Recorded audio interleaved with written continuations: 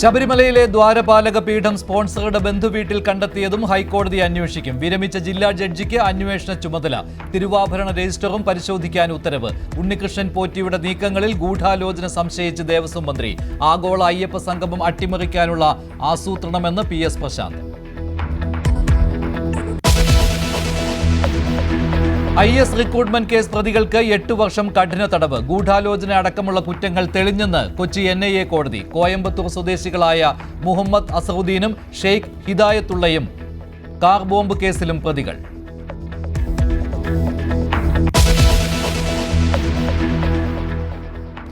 ആലപ്പുഴ അരൂരിൽ നിർധന കുടുംബത്തോട് സ്വകാര്യ ബാങ്കിന്റെ ക്രൂരത. വായ്പയെടുത്ത 6 ലക്ഷത്തിന്റെ അടവ് മുടങ്ങിയതോടെ പിൻവാതിൽ പൊളിച്ച് ജപ്തി നോട്ടീസ് പതിച്ചു. മറൈൻ ഡ്രൈവിലെ DCB ബാങ്കിൽ നിന്ന് ലോൺ എടുത്തത് 6 ലക്ഷം രൂപ. സാവകാശം നൽകാൻ ബാങ്ക് തയ്യാറായില്ലെന്ന് കുടുംബം.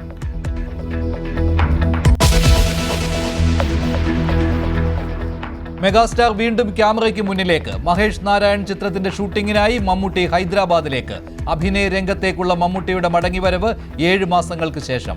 ആവേശത്തിൽ ആരാധകർ.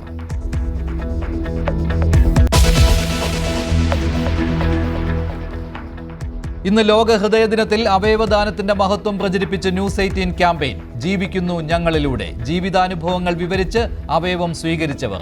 അവയവദാനത്തിന്റെ പ്രാധാന്യം വിശദീകരിച്ച് ഡോക്ടർമാരും ആരോഗ്യ പ്രവർത്തകരും. ബംഗ്ലാദേശിലെ ജനകീയ പ്രക്ഷോഭങ്ങളെ പോലെ അവിടെ ജനങ്ങൾ കൂടെ ഉണ്ടായിരുന്നില്ല. ഇവിടെ ഇന്ത്യ മഹാരാജ്യത്തിൽ നരേന്ദ്രമോദി സർക്കാരിന്റെ കൂടെ ജനങ്ങളൊപ്പം ഉണ്ട്.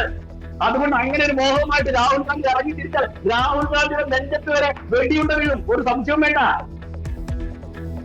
News 18 ഡിബേറ്റിലെ പ്രിന്റു മഹാദേവിന്റെ കൊലവിളി പരാമർശത്തിൽ പ്രതിഷേധവുമായി കോൺഗ്രസ്. പ്രിന്റുവിന്റെ വീട്ടിലേക്ക് നടത്തിയ മാർച്ചിൽ സംഘർഷം.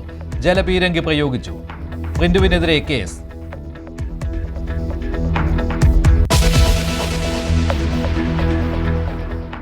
ഏഷ്യ കപ്പ് ചാമ്പ്യന്മാരായിട്ടും ഇന്ത്യൻ ടീമിന് ട്രോഫി നൽകാത്തതിൽ പ്രതിഷേധം. പാകിസ്ഥാൻ മന്ത്രിയായ ACC ചെയർമാനെതിരെ കടുത്ത നിലപാടിലേക്ക് ഇന്ത്യ. ICCയെ സമീപിക്കുമെന്ന് BCCI. ഇന്ത്യൻ ടീമിന് അഭിനന്ദന പ്രവാഹം. കളിക്കളത്തിലും ഓപ്പറേഷൻ സിന്ദൂരെന്ന് പ്രധാനമന്ത്രി.